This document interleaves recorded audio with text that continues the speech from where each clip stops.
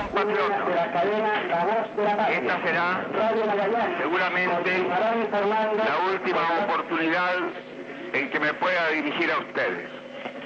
Mis palabras no tienen amargura sino decepción, y serán ellas el castigo moral para los que han traicionado el juramento que hicieron. Ante estos hechos, solo me cabe decir a los trabajadores: yo no voy a renunciar.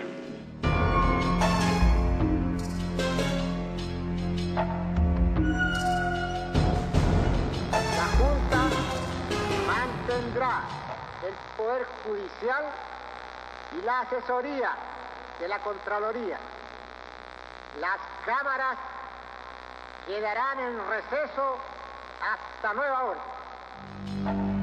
Tras el golpe de Estado, la Agencia Central de Inteligencia dictaría al gobierno fascista las políticas de seguridad que se traducirían en una oleada de detenciones y desapariciones. Es decir, para que haya guerra tiene que haber dos bandos en combate, armados, ¿no? En el caso de Chile, solo los militares tenían las armas, el pueblo estaba desarmado. Y eso fue una masacre, no hubo guerra.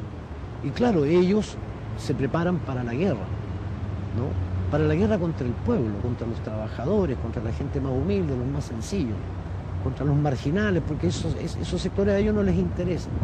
Ellos defienden sus intereses, que son contrapuestos a los intereses de esos sectores.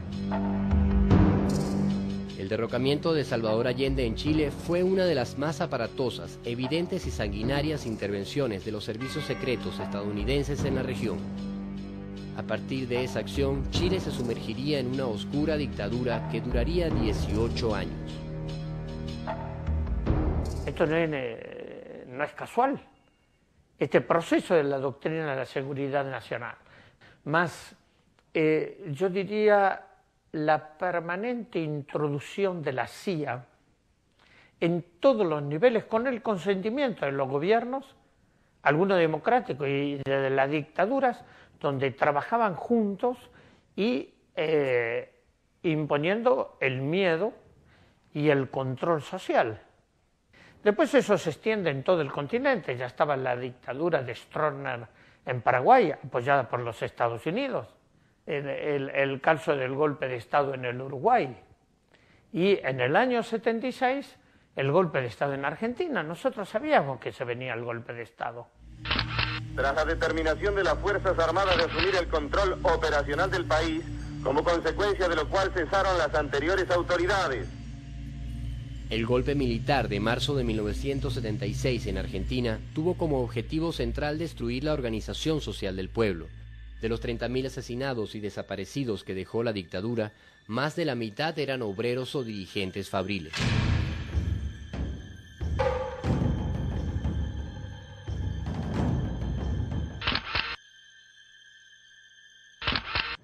Lo que premonitoriamente nos llevó a organizarnos, que era la percepción de que el Uruguay a la corta o a la larga iba a desembocar en una dictadura, se dio.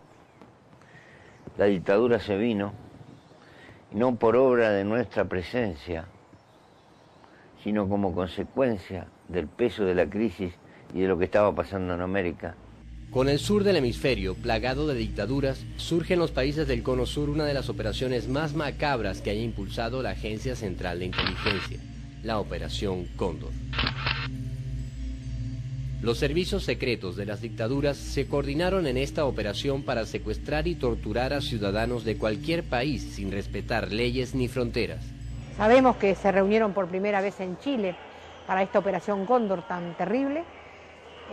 Pinochet, junto con el embajador norteamericano de esa época, que se comunicaba permanentemente con Kissinger, citó a los jefes de policía de nuestros países. Estaba en Chile, citó de los de Uruguay, los de Argentina, los de Brasil, pero los jefes de policía de ese momento eran todos generales, o sea que citó a los generales del ejército.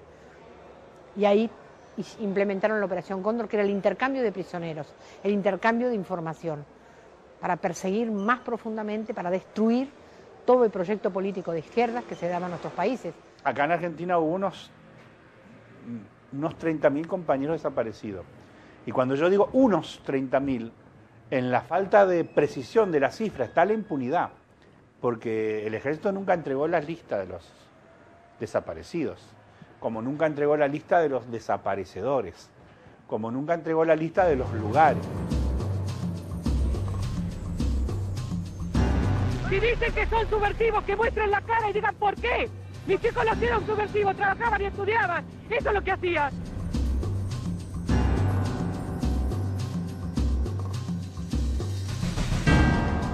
Ellos prepararon en la Escuela de las Américas a los militares que iban a actuar en la tortura, con la complicidad de los civiles en nuestros países, una cantidad de millones de dólares para pagar a los militares, una cantidad enorme de armas para matar a nuestros hijos y bueno, las torturas más viles y más espantosas, donde demuestran cómo ellos habían escrito para cada militar cómo debían torturar, según ellos, al enemigo, que eran nuestros hijos. Así como en septiembre de 1974 asesinaron acá en un atentado con una bomba debajo del automóvil al general Prats de Chile, en 1976 asesinaron a Orlando Letelier también en Washington.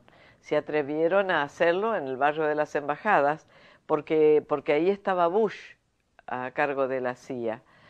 George Bush, el padre del actual presidente de Estados Unidos, en ese año que estuvo él en la CIA, en ese año fue cuando logró la unión de todos estos grupos terroristas cubanos en algo que se llamó CORU, Coordinadora de Organizaciones Revolucionarias Unidas, que con ese grupo trabajaron todos los militares en la Operación Cóndor. Eso estaba dirigiéndolo Orlando Bosch, alguien muy conocido en Venezuela, porque participó en Venezuela con Luis Posadas Carriles del atentado que también está dentro de Cóndor contra el avión de Cubana de Aviación en Barbados. A los 10 minutos de salir de Barbados, una explosión derribó el DC-8 de Cubana de Aviación. En las primeras investigaciones fueron detenidos 2 venezolanos, Freddy Lugo y Hernán Ricardo, a quienes se les acusó de ser los autores materiales del crimen.